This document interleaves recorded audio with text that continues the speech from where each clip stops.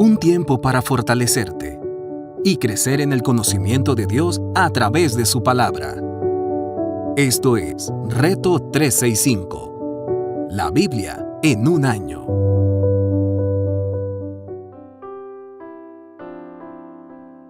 Reto 365, la Biblia en un año, su servidora Anaí Solís. Día 138, Antiguo Testamento, libro 1 de Samuel, capítulo 29. Los filisteos desconfían de David. Los filisteos reunieron a todas sus tropas en Afec. Los israelitas, por su parte, acamparon junto al manantial que está en Jezreel. Los jefes filisteos avanzaban en compañía de 100 y de 1000 soldados, seguidos de Aquís y de David y sus hombres. ¿Y estos hebreos qué hacen aquí?, preguntaron los generales filisteos.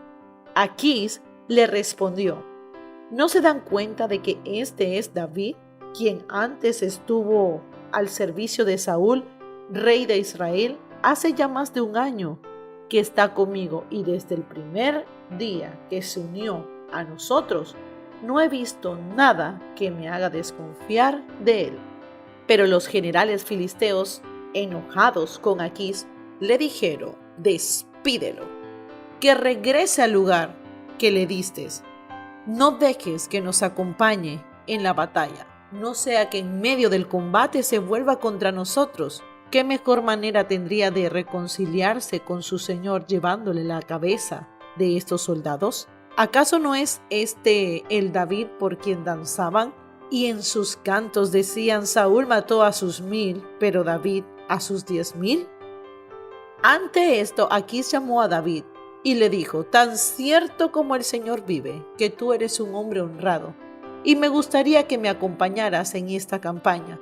Desde el día en que llegaste, no he visto nada que me haga desconfiar de ti. Pero los jefes filisteos te miran con recelo. Así que con mis mejores deseos, vuélvete a tu casa y no hagas nada que les desagrade. ¿Pero qué es lo que he hecho?, reclamó David. ¿Qué falla he visto su majestad en este servidor suyo desde el día en que entré a su servicio hasta hoy? ¿Por qué no me permiten luchar contra los enemigos de mi señor y rey? Ya lo sé, respondió Aquís. Para mí tú eres como un ángel de Dios. Sin embargo, los generales filisteos han decidido que no vayas con nosotros a la batalla. Por lo tanto, levántense mañana temprano tú y los siervos de tu señor que vinieron contigo, y váyanse con la primera luz del día. Así que al día siguiente David y sus hombres se levantaron temprano para regresar al país filisteo. Por su parte, los filisteos avanzaron hacia Jezreel. Capítulo 30. David derrota a los amalecitas. Al tercer día, David y sus hombres llegaron a Siclag, pero se encontraron con que los amalecitas habían invadido la región del Neguev, y que luego de atacar e incendiar a Siclag, habían tomado cautivos a las mujeres y a todos los que estaban allí, desde el más grande hasta el más pequeño. Sin embargo, no habían matado a nadie. Cuando David y sus hombres llegaron, encontraron que la ciudad había sido quemada y que sus esposas, hijos e hijas habían sido llevados cautivos. David y los que estaban con él se pusieron a llorar y a gritar hasta quedarse sin fuerzas. También habían caído prisioneros 2 esposas de David, la jezreelita Ahinoam y Abigail, la viuda de Nabal de Carmel. David se alarmó, pues la tropa hablaba de apedrearlo, y es que todos se sentían amargados por la pérdida de sus hijos e hijas, pero cobró ánimo y puso su confianza en el Señor su Dios. Entonces le dijo al sacerdote Abiatar, hijo de Ahimelech: tráeme el efod. Tan pronto como Abiatar se lo trajo, David consultó al Señor: ¿debo perseguir a esa banda? Los voy a alcanzar. Persíguelos, le respondió el Señor. ve a alcanzarlos y rescatarás a los cautivos. David partió con sus 600 hombres hasta llegar al arroyo de Besor. Allí se quedaron rezagados 200 hombres que estaban demasiado cansados para cruzar el arroyo. Así que David continuó la persecución con los 400 hombres restantes. Los hombres de David se encontraron en el campo con un egipcio y se lo llevaron a David.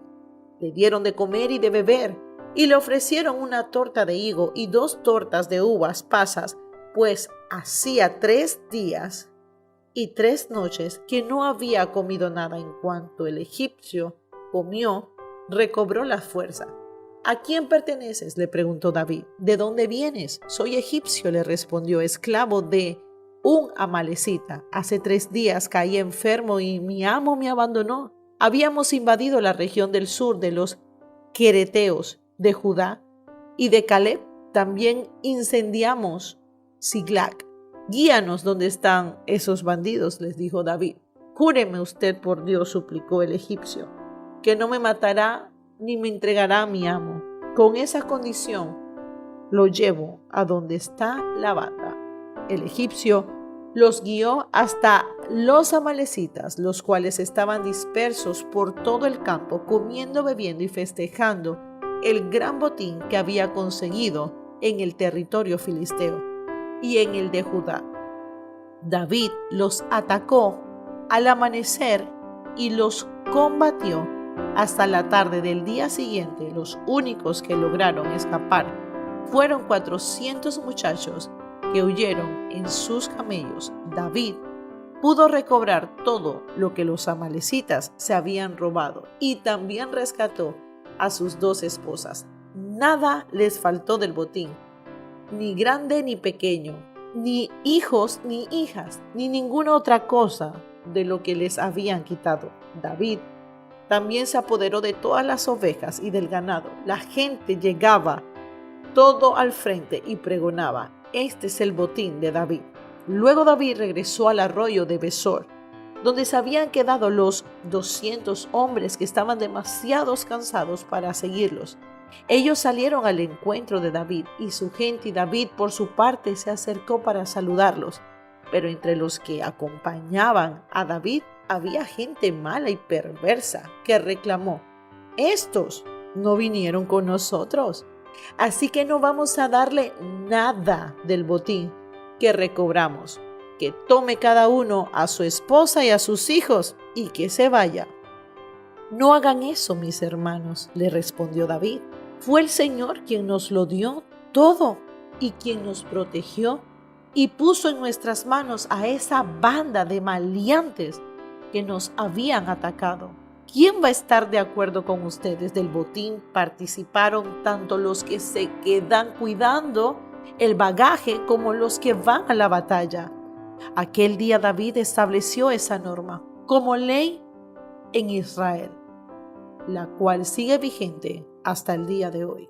Después de llegar a Siglag, David envió parte del botín a sus amigos, que eran ancianos de Judá, con este mensaje: aquí tienen un regalo del botín que rescatamos de los enemigos del Señor. Recibieron ese regalo los ancianos de Betel, Ramot, del Nehuec Yatir, Eroer, Sifmot, Estemoa, Racal, las ciudades de Jaramel, las ciudades kenitas de Jormá, Corazán Atac y Hebrón, y los ancianos de todos los lugares donde David, sus hombres, habían vivido. Capítulo 31. Muerte de Saúl. Los filisteos fueron a la guerra contra Israel, y los israelitas huyeron ante ellos. Muchos cayeron muertos en el monte Gilboa. Entonces los filisteos se fueron en persecución de Saúl y lograron matar a sus hijos Jonatán, Abinadab y Malaquisua. La batalla se intensificó contra Saúl y los arqueros lo alcanzaron con sus flechas. Al verse gravemente herido, Saúl le dijo a su escudero: saca la espada y mírame, no sea que lo hagan esos incircuncisos cuando lleguen y se diviertan a costa mía. Pero el escudero estaba tan asustado que no quiso hacerlo, de modo que Saúl mismo tomó su espada y se dejó caer sobre ella. Cuando el escudero vio que Saúl caía muerto, también se arrojó sobre su misma espada y murió con él. Así, en un mismo día murieron Saúl, sus 3 hijos, su escudero y todos sus hombres. Cuando los israelitas que vivían al otro lado del valle y del Jordán vieron que el ejército de Israel había huido y que Saúl y sus hijos habían muerto, también ellos abandonaron sus ciudades y se dieron a la fuga. Así fue como los filisteos las ocuparon. Al otro día, cuando los filisteos llegaron para despojar a los cadáveres, encontraron a Saúl y a sus hijos muertos en el monte Gilboa. Entonces lo decapitaron, le quitaron las armas y enviaron mensajeros por todo el país filisteos para que proclamaran la noticia en el templo de sus ídolos y ante todo el pueblo. Sus armas las depositaron en el templo de la diosa Astarte y su cadáver lo colocaron en el muro de Bet-San. Cuando los habitantes de Jabes de Galad se enteraron de lo que había hecho los filisteos con Saúl, los más valientes de ellos caminaron toda la noche hacia Bet-San.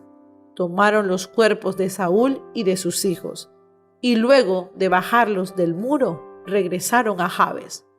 Allí los incineraron y luego tomaron los huesos y los enterraron a la sombra del tamarisco de Jabes. Después de eso guardaron 7 días de ayuno. Nuevo Testamento, libro de Juan, capítulo 10, verso del 22 al 42. Por esos días se celebra en Jerusalén la fiesta de la dedicación. Era invierno y Jesús andaba en el templo por el pórtico de Salomón. Entonces lo rodearon los judíos y le preguntaron: ¿hasta cuándo vas a tenernos en suspenso? Si tú eres el Cristo, dínoslo con franqueza. Ya se lo había dicho a ustedes y no lo creen.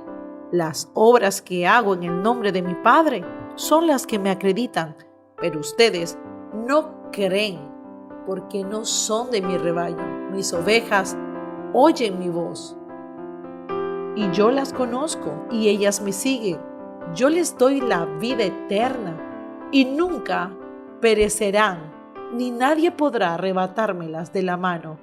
Mi Padre, que me las ha dado, es más grande que todos, y de la mano del Padre nadie las puede arrebatar. El Padre y yo somos uno.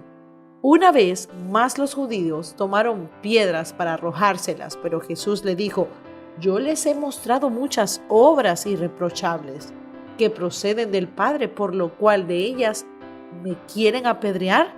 No te apedreamos por ninguna de ellas, sino por blasfemia, porque tú siendo hombre te haces pasar por Dios. ¿Y acaso, respondió Jesús, no está escrito en su ley: yo he dicho que ustedes son dioses? Si Dios llamó a dioses a aquellos para quienes vino la palabra, y la escritura no puede ser quebrantada, ¿por qué acusan de blasfemia a quien al Padre apartó para sí y envió al mundo? ¿Tan solo porque dije yo soy el Hijo de Dios? Si no hago las obras de mi Padre, no me crean, pero si las hago, aunque no me crean a mí, crean a mis obras, para que sepan y entiendan que el Padre está en mí y yo estoy en el Padre. Nuevamente intentaron arrestarlo, pero él se les escapó de las manos. Volvió Jesús al otro lado del Jordán, al lugar donde Juan había estado bautizando antes, y de allí quedó mucha gente. Acudía a él y decía: aunque Juan nunca hizo ninguna señal milagrosa, todo lo que dijo acerca de este hombre era verdad. Y muchos en aquel lugar creyeron en Jesús. Antiguo Testamento, libro de Salmos, capítulo 63. Oh Dios, tú eres mi Dios, yo te busco intensamente.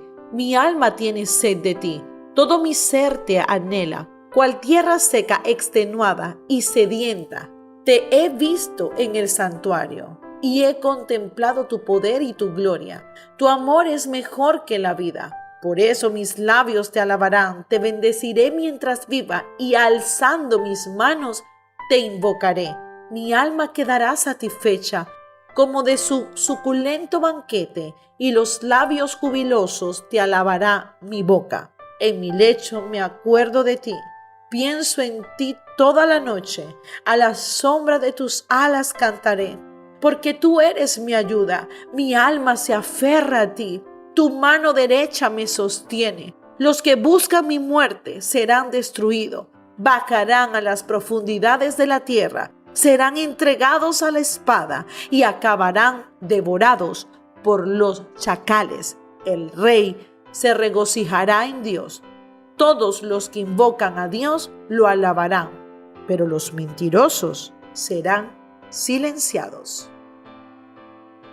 Meditación del día de hoy. Qué poderoso ver todo lo que estos capítulos nos llevan. Número 1, podemos ver cómo los filisteos simplemente no querían a David. Y muchas veces tú te puedes sentir en diferentes situaciones, grupo, familia, amigos, compañeros de trabajo, donde te ven extraño, te ven diferente porque simplemente eres seguidor de Jesús, porque te gusta hacer las cosas bien. Yo quiero que tú sepas que en el momento y en el tiempo que estamos viviendo, a lo malo, dice la palabra de Dios, lo llamarán bueno, y lo bueno lo llamarán malo. David era un hombre que le decía: rey, ¿pero qué he hecho de malo? Era algo que constantemente David no podía comprender. Y era el manto, era la unción que había sobre David, sobre su corazón. Por eso habla la palabra que no hay un hombre que tenga un corazón conforme al de Dios como lo tenía David. David era un hombre leal. David era un hombre que siempre exaltaba el nombre de Dios. Él se acostaba y se levantaba pensando en Dios. Por eso, todas sus conquistas, no había una sola que no alabara el nombre de Dios. El enemigo siempre va a querer hacerte creer que dudes de tu llamado. No lo permitas, porque este es el tiempo donde tienes que creer para entender. Si no crees, si no tienes fe, no podrás entender todo el propósito que Dios tiene en tu vida. En las cosas de Dios necesitamos creer para entender. No entender entonces para poder creer. No, porque la fe se acciona. Y recuerda, vivimos por fe y no por vista. Bendiciones.